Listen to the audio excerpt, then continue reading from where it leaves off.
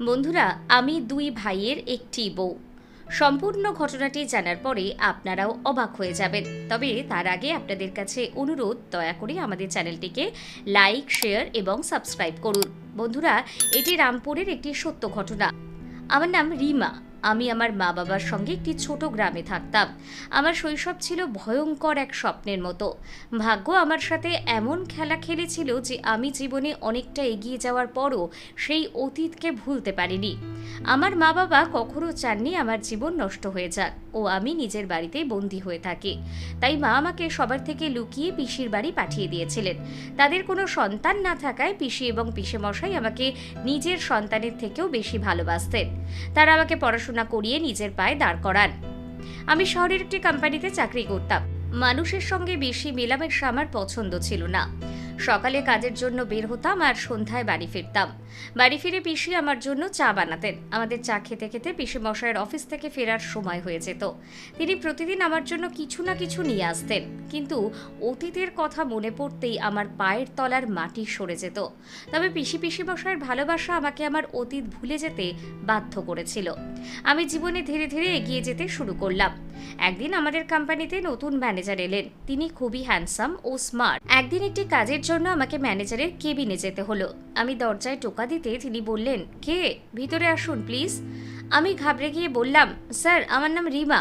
আপনি আমাকে এই ফাইলটি দিয়েছিলেন, কিন্তু এর রেকর্ড আমি বুঝতে পারছি না। আপনি কি আমাকে সাহায্য করবেন?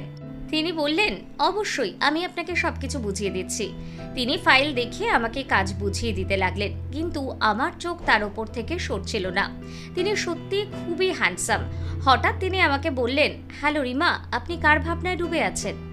আমি আমার ভাবনা থেকে বেরিয়ে এসে বললাম, হ্যাঁ স্যার, বুঝতে পেরেছি। আপনি চিন্তা করবেন না, আমি পুরো কাজ করে দেব। সেদিন থেকে আমি ম্যানেজার বিক্রমের প্রেমে পড়ে গেলাম, কিন্তু অতীত মনে পড়লেই আমার ভয় হতো। আমি পিসির সঙ্গে সব কিছু শেয়ার করতাম। তিনি আমার একমাত্র বন্ধু ছিলেন। তিনি আমাকে বোঝাতে লাগলেন, এখন তুমি অতীত ভুলে জীবনে এগিয়ে যাও। এভাবেই দিন কেটে যাচ্ছিল। বিক্রম ধীরে ধীরে আমার ওপর ভরসা করতে লাগলেন, কারণ আমি আমার কাজ খুবই সততার সঙ্গে করতাম। তিনি কোম্পানির সব কথা আমার সাথে শেয়ার করতেন। একদিন বাড়িতে পিসেমশাইয়ের কিছু বন্ধুদের আমন্ত্রণ ছিল, তাই আমিও অফিস থেকে তাড়াতাড়ি বাড়ি ফিরে এসেছিলাম। কিন্তু এসে দেখি আমার মোবাইল নেই। পিসি জিজ্ঞেস করলেন, কি হয়েছে, তুমি এত চিন্তিত কেন?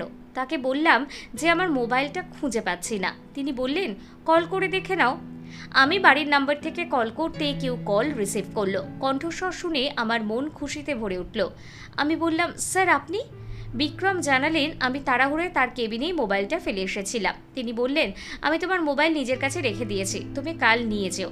আমি বললাম, ঠিক আছে স্যার, ধন্যবাদ। পরের দিন যখন আমি মোবাইল নিতে স্যারের কেবিনে গেলাম, তিনি আমাকে একটি চিঠি দিলেন।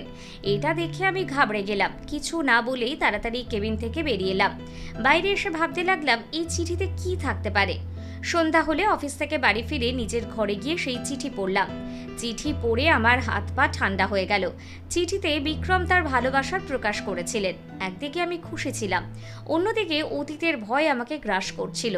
সেই সময় পিসি সেখানে চলে এলেন। তিনি আমার মুখে চিন্তার ছাপ দেখে জিজ্ঞাসা করলেন, রিমা, কি হয়েছে? আমি জানালাম যে বিক্রম আমাকে বিয়ের প্রস্তাব দিয়েছেন। তিনি হেসে বললেন, এইটুকু ব্যাপারেই তুমি ভয় পাচ্ছ? আমি কাঁপতে কাঁপতে বললাম, আপনি তো জানেন আমি কিভাবে বিয়ে। তিনি আমার কথা শেষ না হতে দিয়েই বললেন, ভগবান তোমার ভাগ্য খুলে দিয়েছেন। এত ভালো ছেলের প্রস্তাব এসেছে আর তুমি না বলছো? আমি তোমার পিসেমশাইয়ের সঙ্গে কথা বলবো, তিনি অবশ্যই এই সম্পর্কে রাজি হবেন।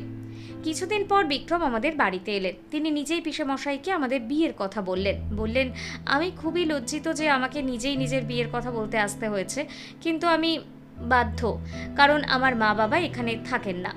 পিসি এবং পিসেমশাই তৎক্ষণাৎ বিয়ের জন্য রাজি হয়ে গেলেন, কিন্তু আমার মনে এখনো এক ভয় লুকিয়েছিল।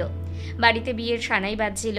আমি ভাবছিলাম অতীতের কথা বিক্রমের সামনে এলে কি হবে। যাই হোক, আমিও বিয়ের আনন্দে হারিয়ে গেলাম। বিক্রমের ভালোবাসা আমার অতীতকে ভুলিয়ে দিয়েছিল। আমাদের বিয়ের তারিখ ঠিক হয়ে গেল। দেখতে দেখতে বিয়ের দিনও এসে গেল, আর আমি নতুন বউ হয়ে বিক্রমের বাড়িতে চলে এলাম। এখানে সবকিছু স্বপ্নের মতো ছিল। এত বড় বাড়ির একমাত্র মালকিন ছিলাম আমি। বাড়ির সমস্ত দায়িত্ব আমার ওপরই ছিল। বিক্রমও আমার ওপর চোখ বন্ধ করে বিশ্বাস করতেন। বিয়ের রাতেই আমি বিক্রমের কাছে একটি প্রতিশ্রুতি নিয়েছিলাম। বিক্রমও সত্যিকারের ভালোবাসা দিয়ে তা পূর্ণ করেছিলেন। আমি ভাবতেও পারিনি যে আমার জীবনে এমন একটা মোড় আসবে যেখানে বিক্রম এবং আমার ভালোবাসা দুর্বল হয়ে যাবে। আমরা আমাদের জীবনে খুবই খুশি ছিলাম। এক রাতে বিক্রম আমাকে বললেন, রিমা, কোম্পানি আমাকে 2 মাসের ছুটি দিয়েছে, বলো তুমি কোথায় যেতে চাও। এই কথা শুনে আমি খুব খুশি হয়েছিলাম। আমি বললাম, আপনার মা বাবার কাছে চলুন, আমি আজ পর্যন্ত তাদের সাথে দেখা করিনি। এই কথা শুনে বিক্রমও খুব খুশি হলেন, বললেন, তুমি তো আমার মন জয় করে নিলে। তিনি আমাকে জানালেন তার মা বাবা গ্রামে থাকেন এবং তারা খুব ভালো মানুষ। আমি এই প্যাকিং শুরু করলাম আর বিক্রম ট্রেনের টিকিট কেটে ফেললেন। পরের দিন সকালে কেউ দরজায় টোকা দিল। বাইরে একজন লোক দাঁড়িয়েছিল। সে বলল, এই টিকিট বিক্রম স্যার পাঠিয়েছেন। আমি তার কাছ থেকে টিকিট নিলাম এবং ভিতরে চলে এলাম। সেই টিকিট দেখে আমার চোখ বিস্ময় বড় হয়ে গেল। আমি খুব ঘাবড়ে গিয়েছিলাম। সেই সময় বিক্রম চলে এলেন। তিনি আমাকে দেখে বললেন, রিমা, কোথায় হারিয়ে গেলে? বিক্রম, কয়েকদিন পরে গেলে হতো না, এখন আমার শরীরটা ভালো লাগছে না। বিক্রম আমার জন্য চিন্তিত হয়ে বলল, তাহলে চলো ডাক্তারের কাছে যাই। আমি বললাম, না না, শুধু একটু ক্লান্তি লাগছে, বিশ্রাম নিলেই ঠিক হয়ে যাবে। বিক্রম আমার জন্য চা বানালো। আমি ঘরে গিয়ে বিশ্রাম নিলাম। আমার মনে হাজারো প্রশ্ন ঘুরপাক খাচ্ছিল।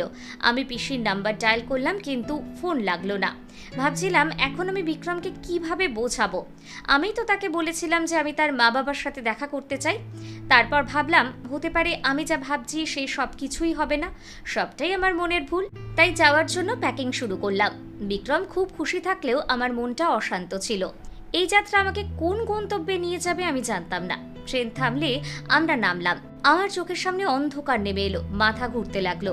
বিক্রম আমাকে শরবত খাওয়ালো এবং বলল, তোমার শরীরটা সত্যিই ভালো নেই, আমার কিছুদিন অপেক্ষা করা উচিত ছিল, কিন্তু তখন তো ছুটি শেষ হয়ে যেত। আমি বললাম, তেমন কিছু হয়নি, আমি ঠিকই আছি। খুব কষ্টে নিজেকে বুঝিয়ে আমি আর বিক্রম স্টেশন থেকে গ্রামমুখী হলাম। বিক্রমের বাড়ির থেকে যত এগোচ্ছিলাম আমার মন অস্থির হয়ে উঠছিল। অবশেষে আমরা বাড়ির দরজায় পৌঁছালাম। জানি না ভাগ্য আমার সাথে কি খেলা খেলছে। দরজা খুলতেই আমার শরীরে কাঁটা দিয়ে উঠল। ভিতরে এক বৃদ্ধ মানুষ ছিলেন, তিনি বিক্রমের বাবা। আমি তাড়াতাড়ি মুখ ঢেকে কাশির ভান করতে লাগলাম। বিক্রম জিজ্ঞাসা করলো, কি হলো? আমি বললাম, কিছু না, আসলে ছোট থেকে আমার ধুলো মাটিতে অ্যালার্জি আছে, আর এখানে ধুলো মাটি খুব বেশি, তাই আমাকে মুখ ঢেকে রাখতে হবে। বিক্রম বলল, ঠিক আছে, ভেতরে এসো। বিক্রম তার বাবাকে জড়িয়ে ধরল। ভিতরে এক বৃদ্ধা মহিলা ছিলেন, তিনি বিক্রমের মা। তাকে দেখে আমি আমার মুখ আরও ভালোভাবে ঢেকে নিলাম। বিক্রম সবাইকে আমার অ্যালার্জির ব্যাপারে বলে দিল। বিক্রমের বোন আমাকে এক দৃষ্টিতে দেখে বলল, বৌদি মনে হয় খুব সুন্দরী, তাই আমাদের মুখ দেখাতে চাইছে না। এই কথা শুনে সবাই হেসে উঠল। তারপর সে বলল, আমি মজা করছিলাম। খাবার টেবিলে সবাই হাসি মজা করছিল। ঠিক তখনই বিক্রম জিজ্ঞাসা করলো, রাজীব কোথায়? এসে তাকে দেখছি না। এই কথা শুনে আমি চমকে গেলাম। আমার হাত থেকে খাবারের প্লেট পড়ে গেল। আমাকে দেখে বিক্রমের বোন বলল, মনে হচ্ছে বৌদি দেওয়ারের নাম শুনে চমকে উঠেছে। বিক্রমের মা বললেন, এবার থামো অপর্ণা, যখন থেকে তোমার বৌদি এসেছে তুমি তার পেছনে লেগেই আছো। সে বলল, মা, আমি শুধু মজা করছিলাম। বিক্রমের বাবা জানালেন, রাজীব কিছু কাজের জন্য গ্রামের বাইরে গেছে, তারও বিয়ে হয়েছে, কয়েকদিনের মধ্যে সে ফিরে আসবে। তার স্ত্রীকেও সঙ্গে নিয়ে গেছে, যাতে সেও একটু ঘুরে আসতে পারে। খাওয়া দাওয়ার পর আমি ঘরে চলে এলাম এবং আমার মুখ থেকে মুখোশ খুলে আয়নার সামনে দাঁড়িয়ে নিজেকে দেখতে লাগলাম। আমার মাথায় অনেক প্রশ্ন ঘুরপাক খাচ্ছিল। মনের ভিতরে এক ধরনের অস্বস্তি হচ্ছিল। এমন সময় কেউ দরজা ঠকঠক করলো। আমি তাড়াতাড়ি মুখোশ পরে নিলাম। দরজার ওপারে বিক্রম দাঁড়িয়েছিলেন। তিনি আমাকে তার পরিবারের সম্পর্কে বলতে লাগলেন। তিনি খুব খুশি ছিলেন। জানি না এরপর আমার কপালে কি লেখা আছে। আমি তাকে কিছু বলতেও পারছিলাম না, কারণ আমি বিক্রমকে হারানোর ভয় করছিলাম। আমি ভাবছিলাম, বিক্রম যদি সব জানতে পারে তাহলে হয়তো আমাকে ছেড়ে দেবে। আমি বেশিরভাগ সময় আমার ঘরেই থাকতাম এবং সবার সাথে দূরত্ব বজায় রাখতাম, যাতে কেউ আমার আসল মুখ দেখতে না পায়। রাজীব আজ ফিরে আসছে, এটা ভেবেই আমার মন দুশ্চিন্তায় ভরে উঠছিল। আমি আমার ভয়ানক অতীতের কথা ভাবছিলাম এবং মনের ভেতরে দ্বিধা দ্বন্দ্বে ভুগছিলাম।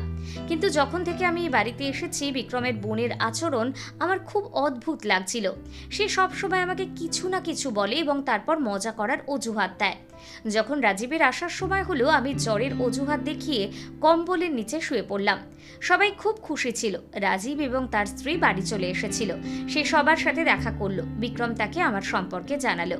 সে এবং তার স্ত্রী আমার ঘরে এলো, কিন্তু আমি কম্বলের নিচে শুয়ে থাকার ভান করছিলাম। বিক্রম বলল, তার শরীর খুব খারাপ, কালই আমি তাকে ডাক্তারের কাছে নিয়ে যাব।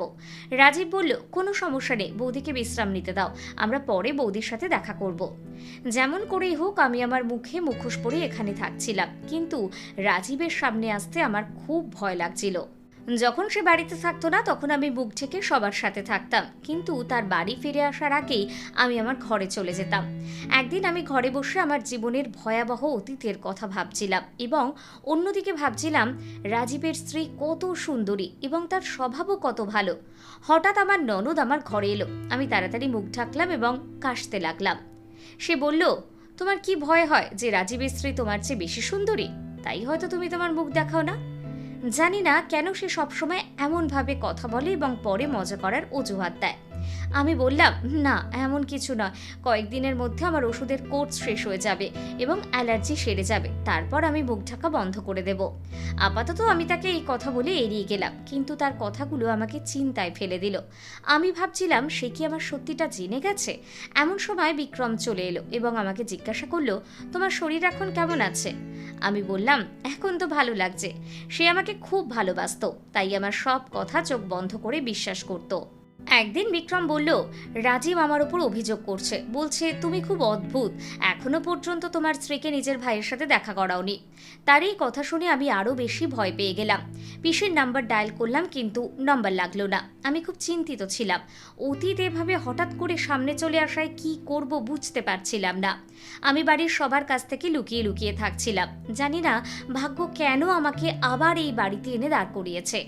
অন্যদিকে আমার ননদ অপর্ণা আমার পিছনে লেগেছিল। সে আমাকে অদ্ভুত অদ্ভুত প্রশ্ন করত। সে কি সবার সামনে আমার সত্যিটা আনতে চাইতো, নাকি আমার সম্পর্কে সবকিছু জানতো এবং ইচ্ছাকৃতভাবে আমাকে বিরক্ত করত? একদিন রাজীব আমার দরজা ঠকঠক করে বলল, বৌদি আমি ভেতরে আসবো? আমি ভয় পেয়ে ভাবতে লাগলাম, না জানি এখন আমার সঙ্গে কি হতে চলেছে। তাড়াতাড়ি পিছনের দরজা দিয়ে বাইরে বেরিয়ে এলাম। বিক্রমকে ফোন করে বললাম, আমি ডাক্তারের কাছে এসেছি। আজ তো যেভাবেই হোক আমি নিজেকে বাঁচিয়ে নিলাম। এখন আমাকে যেভাবেই হোক এই বাড়ি থেকে দূরে যেতে হবে। মনে হচ্ছিল আমার অতীত আমার ভবিষ্যতের অংশ হয়ে উঠতে চলেছে। এখন আমি নিশ্চুপ হয়ে গিয়েছিলাম। আমি বিক্রমকে বলতাম, এখান থেকে ফিরে চলো, এখানে আমার শরীর ঠিক থাকে না, খুব অস্থির লাগে, মন বসে না। একদিন হঠাৎই আমার সামনে রাজীব এসে পড়ল। সে আমাকে দেখে এক দৃষ্টিতে তাকিয়ে থাকলো, কিন্তু আমি মুখ ঢেকে রেখেছিলাম। সে আমার শারীরিক অবস্থা সম্পর্কে জিজ্ঞাসা করলো। আমি শুধু মাথা নেড়ে হ্যাঁ বললাম, অর্থাৎ এখন ভালো আছি। সে কিছু না বলে সেখান থেকে চলে গেল। আমি তাড়াতাড়ি আমার জিনিসপত্র গুছিয়ে নিলাম এবং বিক্রমকে কিছু না জানিয়ে সেখান থেকে চলে যেতে উদ্যত হলাম। যেই মাত্র আমি দরজার কাছে পৌঁছলাম, ঠিক তখনই আমার ননদ হাত ধরে আমাকে বাড়ির ভিতরে নিয়ে গেল। আমি মাথা নিচু করে দাঁড়িয়ে রইলাম। বাড়ির বাকিরাও সেখানে উপস্থিত ছিল। মনে হচ্ছিল আমি যেন কোনো অপরাধী। অপর্ণা বলতে লাগলো, আমার দুই ভাইয়ের একজনই বউ, এর কারণ জানলে আপনারা চমকে যাবেন। শুনে আমি চিৎকার করে উঠে বললাম, না এমন কিছু নয়, সে মিথ্যা বলছে। বিক্রম আমার গালে চড় মারল। আমি কাঁদতে লাগলাম। আমি ভাগ্যের কাছে অসহায় হয়ে পড়েছি, কারণ এখন আমার সত্যিটা সবার সামনে আসতে চলেছে। বিক্রম বলল, এটা কি? আসল সত্য কি? মানেটা কি? আমি কাঁদতে লাগলাম এবং মুখ থেকে মাস্ক খুলে দিলাম। আমি রাজীবের দিকে তাকিয়েছিলাম, ভাবছিলাম রাজীব আমার পক্ষ নিয়ে সবার সামনে সত্য বলবে, কিন্তু তার দৃষ্টি বলে দিচ্ছিল যে আমিই দোষী। আমি বিক্রমকে বললাম, আমি একা এর জন্য দায়ী নই, এরা সবাই আমার অতীতের জন্য দায়ী। সে বলল, এসবের অর্থ কি? কি বলছো? কেউ কি আমাকে সত্য বলবে? সে হঠাৎ রেগে চিৎকার করলো। আমি কাঁদতে কাঁদতে সবার সামনে হাত জোর করে বললাম, দয়া করে আমার বিয়েটা বাঁচান। আমার ভুল কেবল এতটাই যে আমি অতীত ভুলে ভবিষ্যতের পথে পা বাড়িয়েছি এবং বিক্রমকে বিয়ে করেছি। আমাকে কাঁদতে দেখে শাশুড়ির মনে আমার প্রতি মায়া জন্মালো। তিনি আমার কাছে এসে আমাকে বুকে জড়িয়ে সান্ত্বনা দিতে লাগলেন। তিনি বিক্রমকে পুরো সত্যি বললেন, এই মেয়ে সত্যি কথা বলছে। অনেক বছর আগে যখন আমরা তোমাকে শহরে পাঠিয়েছিলাম, তখন এই গ্রামে একটা অদ্ভুত প্রথা ছিল। বাবা মা তাদের সন্তানদের ছোটবেলাতেই বিয়ে দিয়ে দিত। বিশেষত মেয়েদের মা বাবা তাদের মাথার বোঝা কমানোর জন্য মেয়ের বিয়ে ছোটবেলাতেই সেরে দিত। এই মেয়ে এবং রাজীবের ছোটবেলায় বিয়ে হয়ে গিয়েছিল, কিন্তু যখন সন্তানরা বড় হতো তখন তারা এই ছোটবেলার বিয়েকে মানতে চাইতো না। যদি তাদের বাবা মা জোর করত তাহলে তারা বাড়ি ছেড়ে চলে যেত বা স্ত্রীকে ডিভোর্স দিয়ে দিত। তিনি বলতে লাগলেন, এই ঘটনা রাজীব এবং রিমার জীবনেও ঘটেছিল। তাদের শৈশবও নষ্ট হয়ে গিয়েছিল, কিন্তু রাজীব বাড়ি থেকে পালিয়ে তার পছন্দের মেয়েকে বিয়ে করেছিল, আর এই অভাগী মেয়ে রাজীবের জন্য অপেক্ষা করতে লাগলো। গ্রামবাসীরা তাকে কটু কথা শুনিয়ে তার জীবন নরক বানিয়ে রেখেছিল। এমনকি তার নিজের বাড়ির লোক এবং আত্মীয়রাও তার পাশে দাঁড়ায়নি। সে আমাদের বাড়িতেও এসেছিল, কিন্তু আমরা এখানেও তাকে শান্তিতে থাকতে দিইনি। কিছুদিন পর রাজীবও তাকে ভুলে গেল এবং বলল, আমার সঙ্গে তার কোনো সম্পর্ক নেই। আমরা এই মেয়েটিকে এখান থেকে ধাক্কা মেরে বের করে দিলাম। অভাগী মেয়ে এদিক ওদিক ঘুরে বেড়াতে লাগলো। তখন তার মা তাকে পিসির কাছে পাঠিয়ে দিলেন। এমনকি তাকে দিব্যি দিলেন যে সে যেন তার অতীত ভুলে সামনে এগিয়ে যায় এবং কখনো কারোর সামনে সত্যি না বলে। বিক্রম বলল, এত বড় সত্যি তুমি আমার কাছ থেকে লুকিয়েছ? এরা সবাই তোমার অপরাধী, কিন্তু তুমি আমার অপরাধী। আমি তো তোমাকে সত্যিকারের ভালোবেসেছি, আর তুমি আমাকে কিছু জানানোর প্রয়োজন বলে মনে করোনি। তুমি আমার ভাইয়ের প্রথম স্ত্রী। এটা জানার পরও তুমি কিভাবে আমার সঙ্গে থাকতে পারলে? তুমি নিজের সাথে আমাকেও এই পাপের অংশীদার বানিয়ে দিলে। তোমার বিয়ে যখন আগেই হয়ে গিয়েছিল, তখন তুমি কিভাবে আমাকে বিয়ে করতে পারলে? আমি আর রাজীব ছাড়া অপর্ণাও পুরো সত্যিটা জানতো। আমি অপর্ণার দিকে এক দৃষ্টিতে তাকালাম। এমন সময় রাজীবের স্ত্রী তাকে জোরে চড় মেরে বলল, এটা কি হচ্ছে? তুমি আমার সাথে প্রতারণা করে বিয়ে করেছো। আমার তোমার সাথে ডিভোর্স চাই। অপর্ণা কাঁদতে কাঁদতে বলল, সবাই আমাকে ক্ষমা করুন, সব দোষ আমার। আমি শুরুতেই বৌদির মুখ চিনতে পেরেছিলাম এবং সত্যিটা সবার সামনে এনে তার থেকে প্রতিশোধ নিতে চেয়েছিলাম। অপর্ণা বলল, রিমার ভাই এবং আমি একে অপরকে ভালোবাসতাম। আমরা বিয়ে করতে চেয়েছিলাম, কিন্তু রাজীব এবং রিমার জন্য আমাদের বিয়েও সম্ভব হয়নি। তখনই আমি ঠিক করেছিলাম এদের কাছ থেকে প্রতিশোধ নেব। যখন আমি প্রথমবার বৌদিকে দেখলাম, তখন আমার হৃদয়ের পুরনো ঘৃণা জেগে উঠল। সিদ্ধান্ত নিলাম এদের থেকে প্রতিশোধ নিয়েই ছাড়ব। কিন্তু আমার এই একটি ভুলের কারণে অনেকের জীবন নষ্ট হয়ে যাবে। অনুগ্রহ করে আপনারা সবাই আমাকে ক্ষমা করে দিন। সেই রাজীবের ওপর চিৎকার করে বলল, রাজীব, সত্যি বলো, না হলে তোমার এবং বিক্রমের পাশাপাশি এই দুটো নির্দোষ মেয়েরও জীবন নষ্ট হয়ে যাবে। যদি আজ তুমি সবাইকে সত্যিটা না বলো, তাহলে সব কিছু নষ্ট হয়ে যাবে। আমার দৃষ্টি রাজীবের ওপর স্থির ছিল। তার বাবা মাও খুব লজ্জিত ছিলেন। সেই মুহূর্তে আমি মাথা ঘুরে অজ্ঞান হয়ে গেলাম। কিছুক্ষণ পরে আমার জ্ঞান ফিরল। ডাক্তার সবাইকে বলছিলেন, আপনারা সবাই এনার যত্ন নিন, ইনি প্রেগনেন্ট। এটা শুনে আমার অবস্থা আরও খারাপ হয়ে গেল। অপর্ণা আর বিক্রমের মা আমাকে সামলাতে লাগলেন। বিক্রমও নিজের মাথা ধরে বসে পড়ল। সে আমার সামনে হাত জোর করে বলতে লাগলো, অনুগ্রহ করে আমাকে বলো পরের সত্যিটা কি। তখন অপর্ণা বলল, এখানে রাজীব দোষী, এখনো চুপচাপ দাঁড়িয়ে আছে। বিক্রম রেগে গিয়ে রাজীবকে চড় মারল। রাজীব বিক্রমের পা ধরে বলতে লাগলো, আমি রিমার অপরাধী। কিছু বছর আগে যখন আমি দ্বিতীয় বিয়ের কথা ভাবি, তখনই আমি রিমাকে ডিভোর্স পেপার পাঠিয়ে দিয়েছিলাম।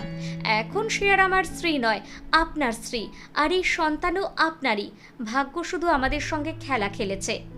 রাজীব ও তার মা বাবা আমার কাছে ক্ষমা চাইলেন। আমি ক্রমাগত কাঁদছিলাম। বিক্রমের মনে আমার প্রতি ভালোবাসা আবার জেগে উঠেছিল। সে বুঝে গিয়েছিল পুরো ঘটনায় আমার কোনো দোষ নেই। আমি শুধু মায়ের দিব্যির জন্য সব লুকিয়েছিলাম। আমার আর রাজীবের মধ্যেও এখন কোনো সম্পর্ক ছিল না। কিছু বছর আগেই আমাদের ডিভোর্স হয়ে গেছে।